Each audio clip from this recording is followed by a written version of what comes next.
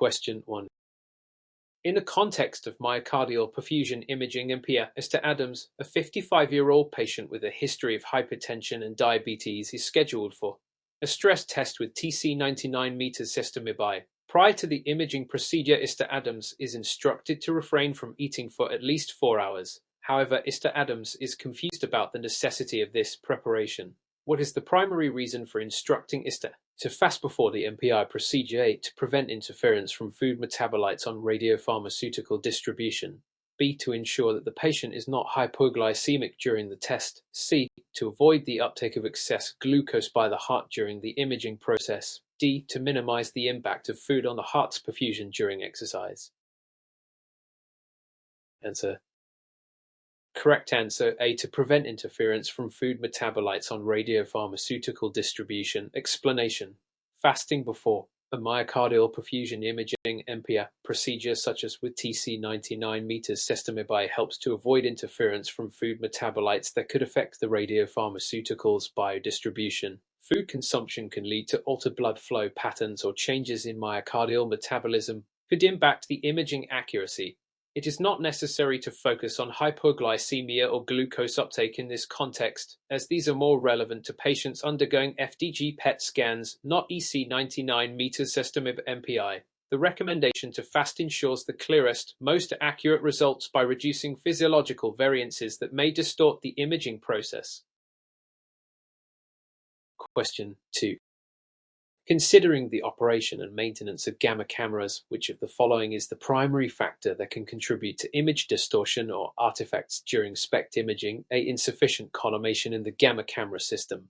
B. Inaccurate positioning of the patient during the scan. C. Excessive radiation exposure to the patient. D. Inconsistent patient movement during imaging. Answer. Correct answer. B. Inaccurate positioning of the patient during the scan. Explanation. Inaccurate patient positioning is a critical factor that can lead to image distortion or artifacts during SPECT imaging. Poor alignment of the patient with the camera's field of view can create misalignment between the detected signal and the actual myocardial perfusion, resulting in unclear or erroneous images. What collimation is important to optimize image resolution? Incorrect patient positioning is often the more significant cause of artifacts. Ensuring the patient is properly positioned, particularly for dynamic SPECT studies, is essential to minimize such errors. Excessive radiation exposure or movement artifacts can also affect quality, but are less common causes of distortion than positioning errors. Question 3. What would happen if in a cardiac PET scan using F18-FDG, the patient was administered insulin to induce hypoglycemia prior to imaging? A. The heart's uptake of glucose would increase, potentially leading to false positives. B. Hypoglycemia would interfere with myocardial metabolism, providing inaccurate results. C. The imaging process would become more efficient, enhancing image quality. D. The radiopharmaceutical would accumulate in the brain instead of the myocardium. Answer. Correct answer A. The heart's uptake of glucose would increase, potentially leading to false positives. Explanation. Administering insulin to induce hypoglycemia before an F18-FDG PET scan can increase glucose uptake by the myocardium, which may cause the heart to exhibit an increased uptake of the radiopharmaceutical. This can lead to false positives, where areas of the heart appear to show high metabolic activity that may not be indicative of true myocardial viability or ischemia. In PET imaging with FDG, it's crucial to have controlled blood glucose levels to avoid skewing the results. The goal is to observe regions of the heart that take up FDG due to metabolic activity, not insulin-induced glucose uptake. Question 4. Upon closer examination of a patient's left ventricular function via gated blood pool imaging, what is the most reliable parameter for assessing overall cardiac function? A. Ejection fraction F. B. Left ventricular end diastolic volume LVET. C. Right ventricular ejection fraction. D. Peak systolic velocity of the mitral valve. Answer. Correct answer A. Ejection fraction F. Explanation. Ejection fraction F is the most reliable and commonly used parameter for assessing left ventricular function in gated blood pool imaging. F represents the percentage of blood ejected from the left ventricle during systole, offering a direct measure of how well the heart is pumping. An F below the normal range, typically less than 50-55%, can indicate left ventricular dysfunction or heart failure. Left ventricular end diastolic volume and other parameters can offer additional insights but do not directly indicate how effectively the heart is pumping blood. Ventricular function and mitral valve dynamics are less relevant in left ventricular function assessment. Question 5. Mr. Rodriguez, a 60-year-old male, is scheduled for a stress test with TC99 meters tetraphosmin. His medical history includes a recent myocardial infarction. When interpreting his post-stress myocardial perfusion images, what is the most significant factor to consider when assessing myocardial viability? A. The pattern of radiopharmaceutical uptake. B. The size of the infarct zone. C. The time between the infarction and the stress test. D. The presence of collateral circulation. Answer.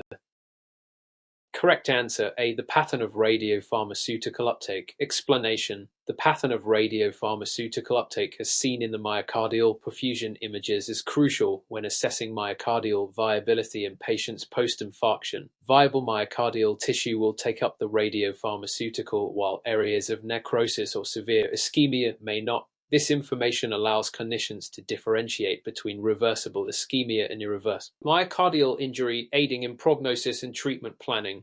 The size of the infarct zone, while relevant, does not directly influence the assessment of viability as much as the pattern of uptake. Collateral circulation and timing of the stress test play secondary roles, but are not as critical as radiopharmaceutical distribution. Question 6.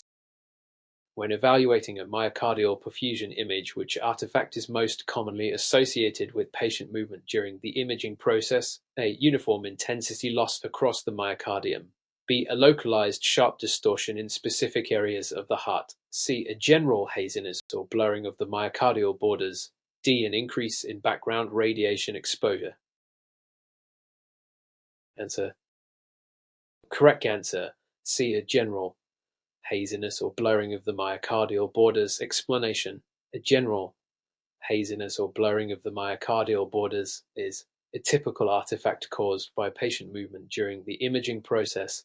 This can occur during either the stress or rest phase of a myocardial perfusion scan. When the patient shifts position or breathes excessively, it can distort the image by creating a smear effect, leading to difficulty in assessing myocardial perfusion. The artifact may appear as a diffuse blur rather than a sharp or localized distortion, while other factors like uniform intensity loss or increased background radiation can occur. Patient movement is more commonly linked to blurred imaging. Question 7. In a case of a nuclear cardiology procedure, what is the primary role of collimators in a gamma camera? A. To prevent the accumulation of excess radiation in the imaging area. B. To define the spatial resolution of the imaging system. C. To absorb scattered radiation that may interfere with the image quality. D. To focus the radiation directly onto the imaging detector. Answer. Correct answer.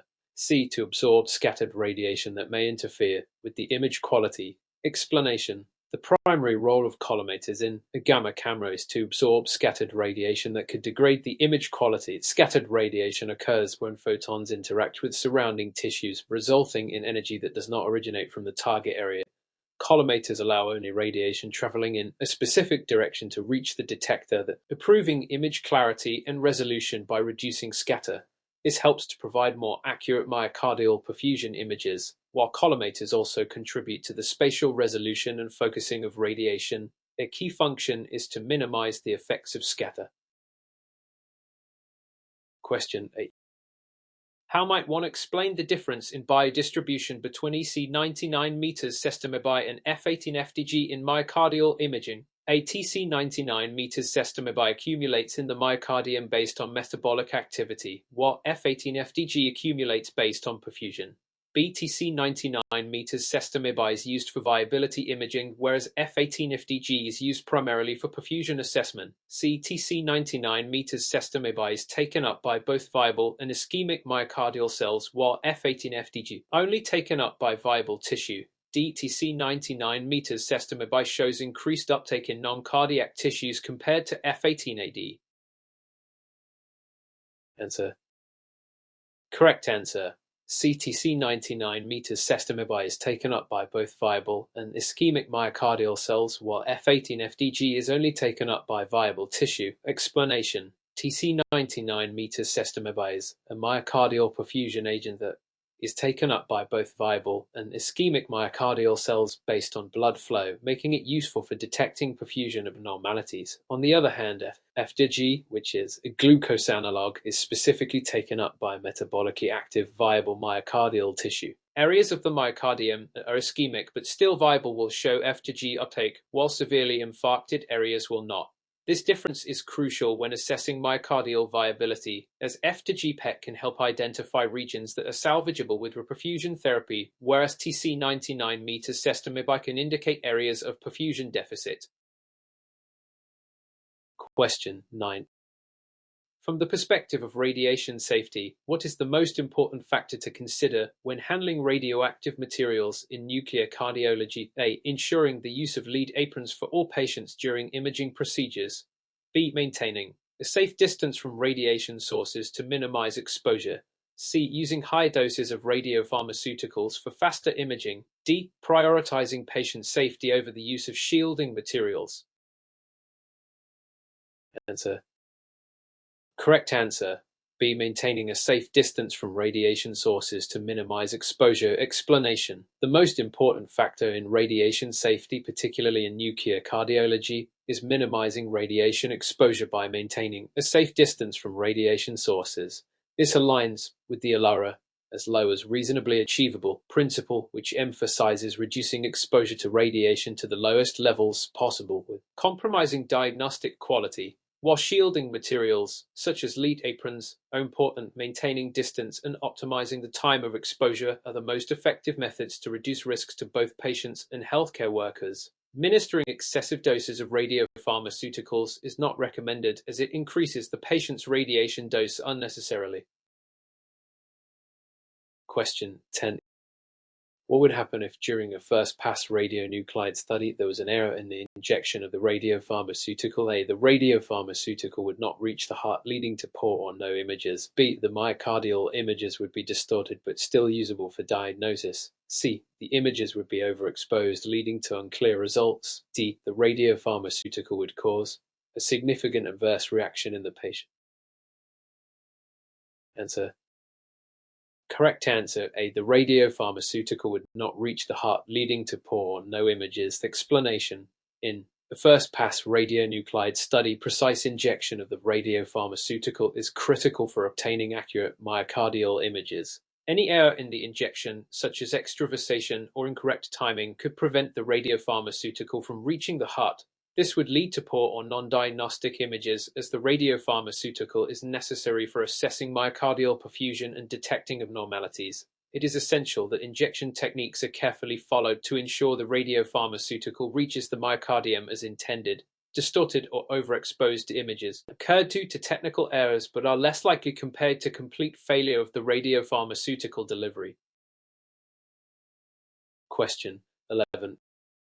MS Rivera, a 66-year-old patient with ischemic cardiomyopathy and an ejection fraction of 28%, undergoes nuclear cardiology evaluation to determine if revascularization might improve myocardial function. The referring cardiologist requests viability imaging to assess hibernating myocardium. The technologist must decide the most appropriate imaging protocol. Which of the following strategies is most appropriate for assessing myocardial viability in this patient? A. Stress-RIS TC 99 meters CertMedbry SPECT with delayed imaging at 4 hours. B. N13 ammonia PET at rest with dynamic imaging. C. F18 FDG PET following glucose loading and fasting protocol. D. but 82 PET with rest and stress perfusion only. Answer. Correct answer: C. F18 FDG PET following glucose loading and fasting protocol. Explanation: F18-FDG PET is the gold standard for evaluating myocardial viability, particularly in patients with left ventricular dysfunction. FDG assesses myocardial glucose metabolism, which remains preserved in hibernating but viable myocardia.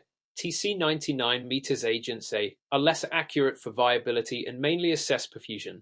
N13 ammonia, B, and RB82, D, are perfusion tracers and cannot assess metabolic activity. Guidelines by the American Society of Nuclear Cardiology asking NMMI endorse FDG PET for viability, emphasizing protocols with glucose loading and fasting for optimal myocardial uptake.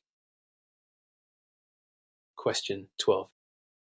In terms of image quality optimization during gated blood pool imaging GBPR, what technical adjustment can improve temporal resolution without increasing patient dose significantly? A. Using a high-energy collimator to minimize scatter. B. Increasing the number of frames per cardiac cycle. C. Lowering the injected dose of TC 99 meters per technetate. D. Using a 256x256 matrix for acquisition. Answer. Correct answer, B. Increasing the number of frames per cardiac cycle. Explanation. Temporal resolution GBPI improves with more frames per cardiac cycle, allowing more accurate assessment of systolic and diastolic phases and ejection fraction. This adjustment doesn't increase radiation dose, unlike increasing activity. High-energy collimators are unnecessary for TC 99 meters and degrade resolution, reducing dose. C. Compromise image quality. A 256x256 matrix, D, enhances spatial, not temporal, resolution. This approach aligns with ICAP 106 and best practices for optimizing non-invasive cardiac function imaging. Question 13. Given the circumstances of a suspected cardiac shunt, first-pass radionuclide angiography is ordered. What timing is most critical for accurate detection of a left to right shunt? A. Imaging immediately after peak bolus in left ventricle. B. Imaging delayed 5 minutes post-injection. C. Capturing dynamic images at the time of tracer arrival in the right heart. D. Acquiring static planar images over the thorax post-rest. Answer.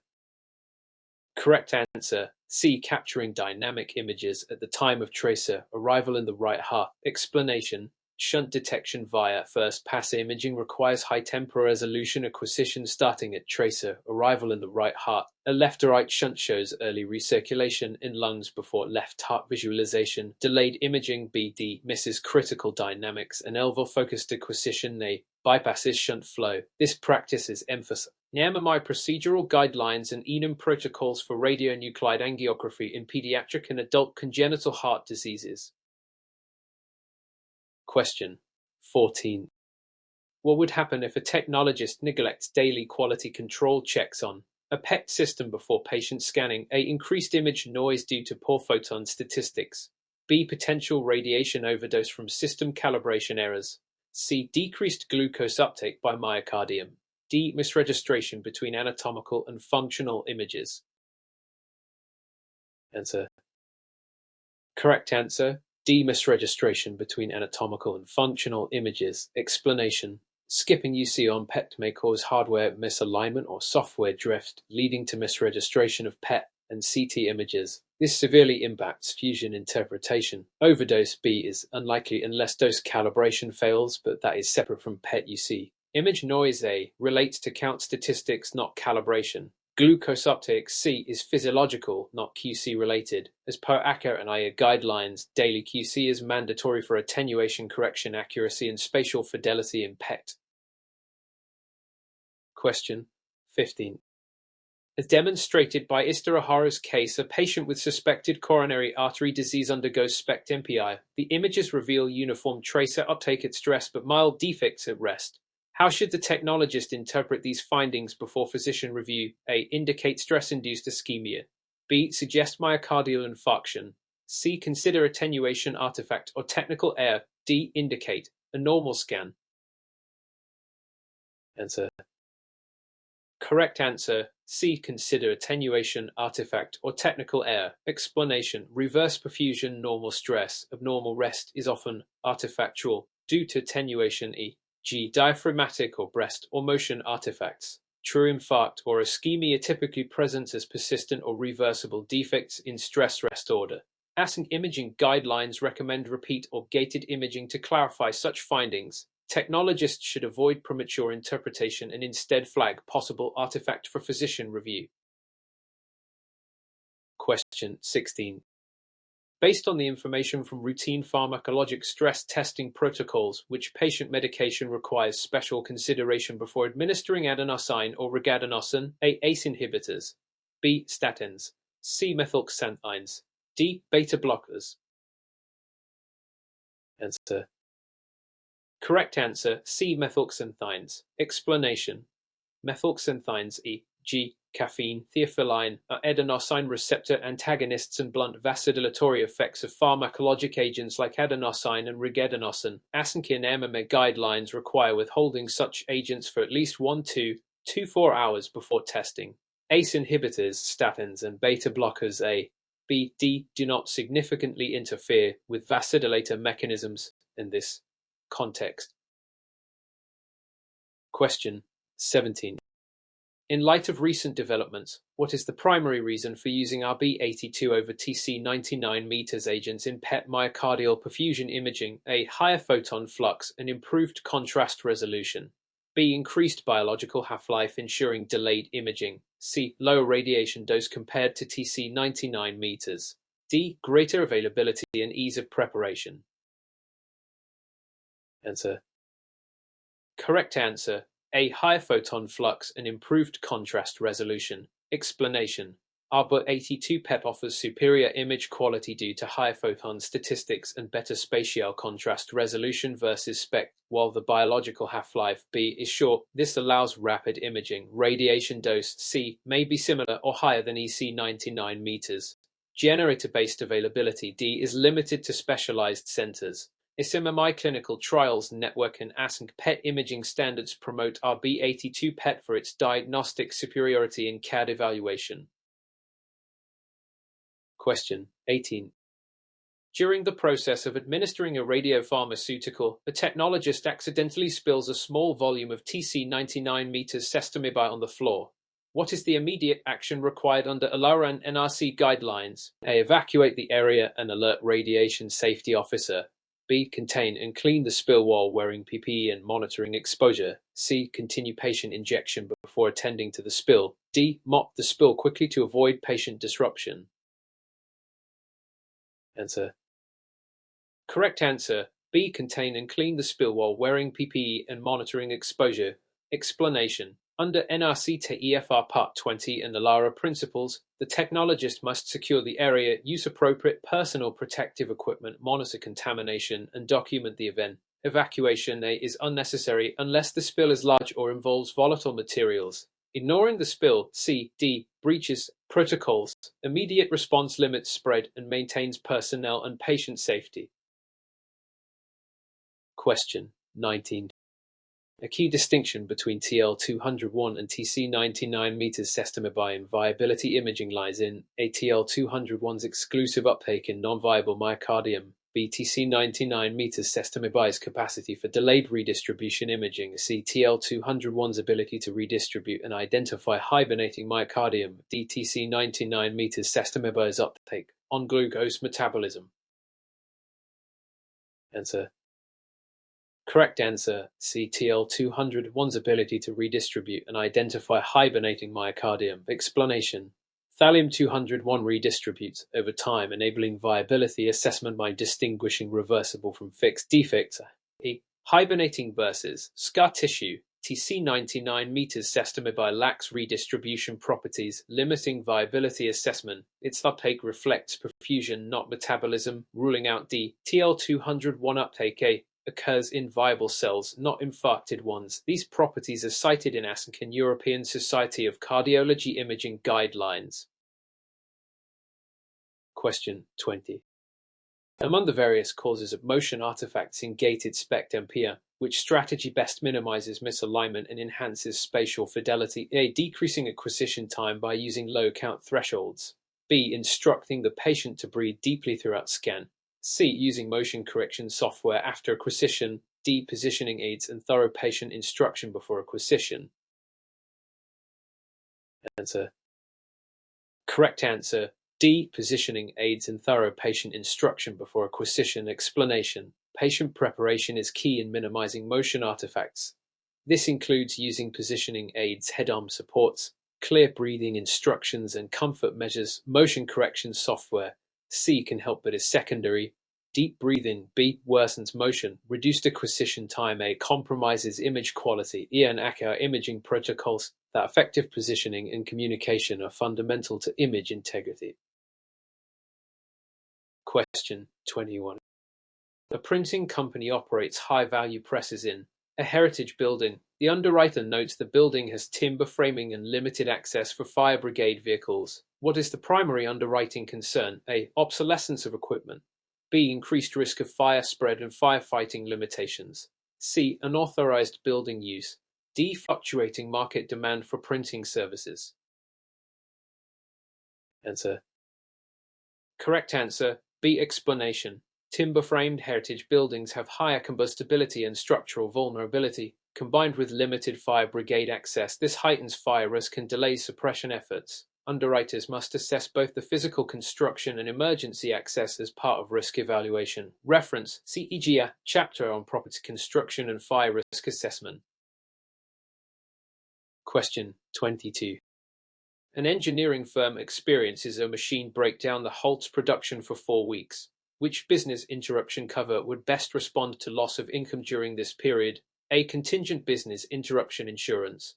B. Ordinary consequential loss insurance. C. Gross profit basis business interruption. D. Material damage proviso. Answer. Correct answer. C. Explanation. Business interruption on a gross profit basis is designed to compensate for loss of revenue and standing charges due to interruption of business following material damage like machinery breakdown. Reference CEGI. Topic. Types of business interruption insurance. Gross profit cover. Question 23. A client stores flammable chemicals in a bonded warehouse, but discloses only general warehouse operations in the proposal form. If a fire occurs due to improper storage, what could be the insurer's response? A. Deny the claim due to material misrepresentation. B. Pay the claim but apply under insurance penalties. C. Increase the renewal premium. D. Request an independent fire investigation. Answer. Correct answer. A. Explanation. Non-disclosure or misrepresentation of hazardous activities is a breach of utmost good faith. The insurer could void the contract or deny the claim as the risk was misrepresented at underwriting. Reference CEGA chapter on insurance law. Duty of disclosure. Question 24. Which of the following best describes the effect of the average cause in a commercial fire policy? A. It provides additional coverage for inflation. B. It limits liability for minor claims. C. It reduces claim payment proportionally if underinsured. D. It waives the deductible in case of total loss. Answer. Correct answer. C. Explanation. The average cause applies when the sum insured is less than the actual value at risk. It enforces partial claim payments proportionally to the degree of underinsurance. Reference CEGI. Topic. Policy conditions. Average cause. Question 25. An insured owns a factory next to a river that floods frequently. Which type of risk control measure would be most effective? A. Purchasing flood insurance. B. Relocating production to a higher floor. C. Increasing advertising to offset losses. D. Using per occurrence deductibles. Answer. Correct answer. B. Explanation. Relocating operations to a higher floor is a physical risk control method that mitigates exposure while insurance addresses financial impact. Risk control reduces the likelihood and severity of loss. Referenced CEGI risk control measures. Physical modifications. Question 26. Which factor would be least important when underwriting business interruption insurance? A. Business continuity plans. B. Stock valuation methods. C. Turnover trends and seasonality. D. Reliance on key suppliers or customers. Answer. Correct answer. B. Explanation. While stock valuation is important for material damage policies, it is less critical for business interruption underwriting, which focuses on operational continuity, income flow, and interdependencies. Reference CEGI business interruption underwriting considerations. Question 27. During a renewal review, the underwriter discovers that the insured increased production capacity by 50% without notifying the insurer. What is the most appropriate underwriting action? A. Cancel the policy immediately. B. Impose a coinsurance clause. C. Adjust the sum insured and premium going forward. D. Reject any claims outright. Answer. Correct answer. C. Explanation.